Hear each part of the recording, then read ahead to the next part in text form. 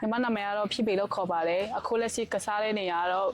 ့ရကိုယူနိုက်တက်ကိုတော်မဖြစ်ပါတဲ့ညတဲ့အမှုမလာကယူငါမထမနူပါဗျာငါထကြွရှင်ရဲ့စိန်ခေါ်လိုက်မဲ့ပြန်သူနဲ့တီမဆိုင်ရင်နောက်ဆုံးဆိုင်သူရမတီအရှင်ဆုံးနည်းနဲ့နိုင်ယူတတ်တီနဲ့ဆိုကိုစားပြတဲ့ရန်ကုန်မြို့ကဘော်သမားတွေ represent NYUSC ဘောလုံးကွင်းတွေကဒီပြီဆိုတော့ညီမဘာတိုင်းသားလဲမသိနော်ဟုတ်ညီမလက်ဟူလူမျိုးတိုင်းတောင်းပါဟာလက်ဟူလူမျိုးဆိုတော့အဲ့လက်ဟူဘာသာစကားနဲ့တော့တခုလောက်ပြပြပါညီမဟုတ် how you love you သူ့အတိတ်ပဲဘာလို့လဲလဲသူ့ရဲ့အတိတ်ပဲကမင်္ဂလာပါပေါ့ကျေးဇူးတင်ပါတယ်ကြတော့ဘယ်လိုပြောလဲကျေးဇူးတင်ပါတယ်ကြတော့အဘို့အိုကြားနော်โอเคအဲ့ဆိုဒီလက်ဟူလူမျိုးဆိုတော့နော်လက်ဟူဘာသာစကားနဲ့ကိုယ့်ရဲ့တိုင်းသားတွေကိုနှုတ်ဆက်ပြပါညီမhow you love you ခပ်ပေးမိထား how you love you ဟုတ်ပြီနော်ဒီဘောလုံးကိုဘယ်လိုဖြစ်ပြီးတော့ဝါသနာပါပြီးခဲ့ရလဲ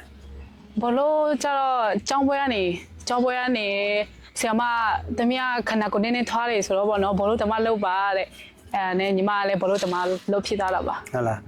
းဟုတ်ကိုယ်တိုင်းသားဆိုတော့ဘောနော်ဒီကိုနေတဲ့နေရာနေပြီးတော့မြို့ပေါ်ကိုရောက်လာတဲ့အချိန်မှာဘယ်လိုခက်ခဲတွေရင်ဆိုင်ခဲ့ရလဲဟုတ်အခက်ခဲအများကြီးရှိတယ်ညီမအချိန်မှာတော့ညီမဘာမစကားမတက်ဘူးပေါ့နော်အဲ့ချိန်မှာဘာမစကားမတက်ဘူးသူများတွေဘယ်သွားမယ်ပြောလဲမသိဘူးတိပဲညီမကျတော့အဲ့လိုမသိဘူးဘလက်မီးတာပေါ့တင်ငယ်ရှိတယ်ရောအဲ့ချိန်မှာတော့လက်ဟူလူမျိုးတယောက်ပါတယ်ရောအဲ့တင်ငယ်ရှိတယ်တို့ဘာပြောလာတာပေါ့အဲ့ချိန်မှာ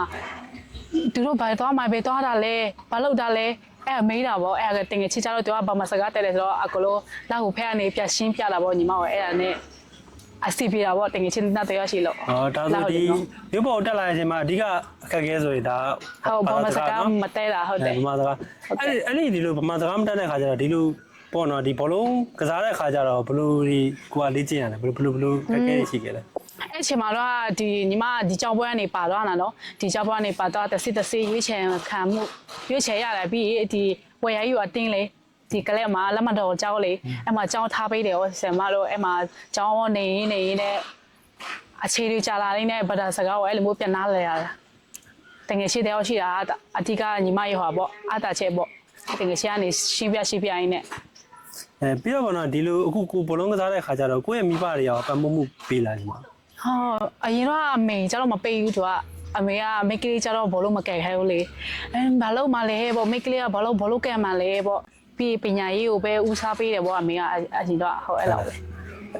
အခုလက်ရှိရောအခုကိုဒီလို professional ကစားသမားတွေဖြစ်လာတဲ့ခါကျတော့မိဘတွေကဘယ်လိုမျိုးကိုပါပြီ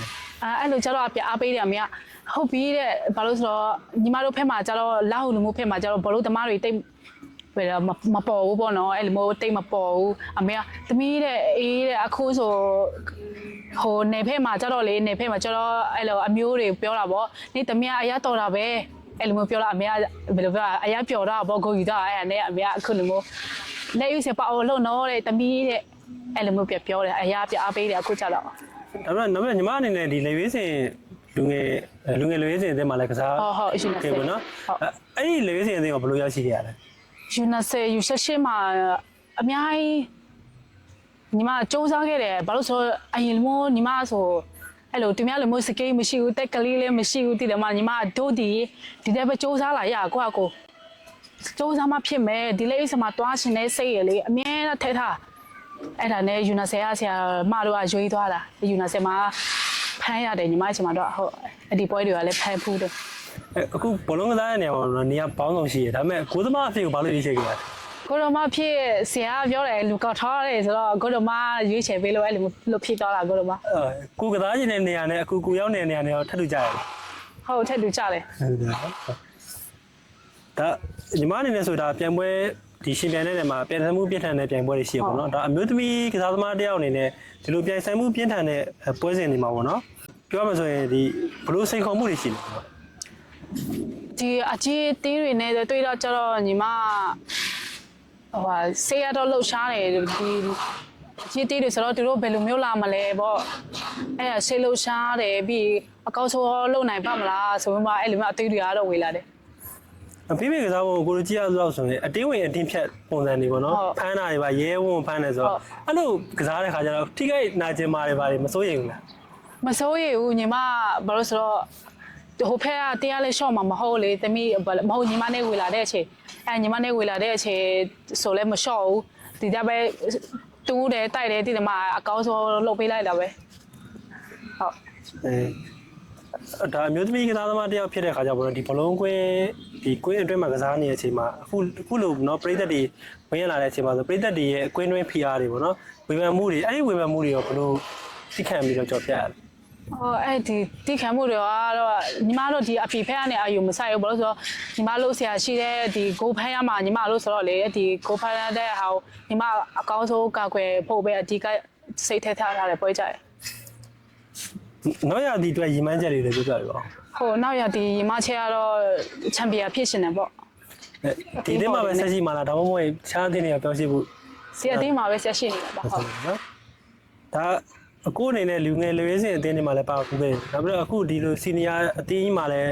ပွဲထွက်ကစားသမားပြပါဝင်နေရဆိုတော့ဒါလူရင်းစင်အတင်းကနေပြီးတော့မှရွေးချော်ရမယ်ဆိုရင်ညီမအနေနဲ့အတင်းအနေထားမှာရှိနေပြီလားပြီးတော့အဲ့ဒီအတွက်ကဘာလို့ပြင်ဆင်တာလဲညီမအဓိကတက်ကတော့လက်ရည်စီသွားဖို့ပဲအဲ့ဒီလက်ရည်စီသွားဖို့အဓိကရည်ရွယ်ထားတာပေါ့နော်ဘာလို့ဆိုတော့ဘောလုံးသမားဖြစ်လာတဲ့ညီမအဓိကတော့ဒီလက်ရည်စီပါဖို့ပါပဲအဲ့တော့ကိုကဘာလို့ပြင်ဆင်တာလဲ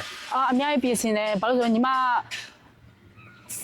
စဉ်းစားကြည့်ရနော်လက်ရည်စီမပါတာဘာလို့လဲစဉ်းစားကြည့်တာဒါပေမဲ့ညီမဒီများတွေထက်အရေးပုနေတော့လေ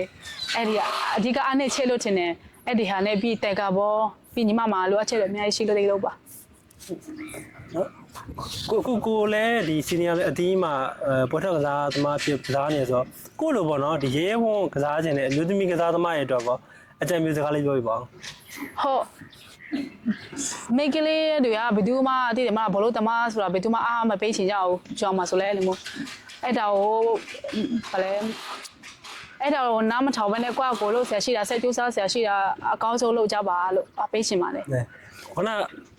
ဘောမေကွန်ပြန်ကောက်ရမယ်ဆိုရင်ညီမကဒီလောက်လူမျိုးထဲမှာလေဝိစင်ဖြစ်ပူးခဲ့တဲ့တူးတဲ့သောကစားပါတယောက်လည်းဖြစ်တယ်ညီမတို့ဒီပတ်ဝန်းကျင်မှာလည်းညီမကခုံဆောင်တယောက်အနေနဲ့ဖြစ်နေရဆိုတော့အခုလိုကိုဒီလိုအခြေအနေရောက်လာတဲ့အချိန်မှာကိုလိုမျိုးကိုစားပါတော့ကိုလိုမျိုးကိုစားကိုယ့်ရဲ့ခံစားချက်ကဘယ်လိုရှိနေလဲဟုတ်ပီတိဖြစ်တယ်ဟုတ်ဆိုတော့လူမျိုးထဲမှာကိုတယောက်ထဲအဲ့လိုမျိုးဖြစ်နေတဲ့အချိန်မှာဟိုအဓိကတော့အဖေအမေတို့ပြောရင်ညီမတို့လည်းပြောတာပေါ့နော်အဲ့ဒီဟာအမြဲတမ်းပီတိဖြစ်တယ်ကိုဒီမိုးလုံနေတဲ့ဟာမိဘတွေပီတိဖြစ်တယ်ပြီးညီမအတွက်လည်းဘာလို့ဆိုတော့ကိုဝတနာပါတဲ့အလုပ်ဆိုတော့အမြဲတမ်းကိုယူမိတယ်ကိုနောက်ဆုံးနေပေါ့နော်ညီမကိုဒီအားပေးနေတဲ့ပြည်သက်ကြီးကိုလည်းကျေးဇူးတင်စကားလေးပြောပြပါဦးဟုတ်ညီမကိုအားပေးနေတဲ့ပြည်သက်တွေအကုန်လုံးဒီထဲမှာကအမြဲတမ်းအားပေးပေးပါလို့ကျေးဇူးတင်ပါတယ်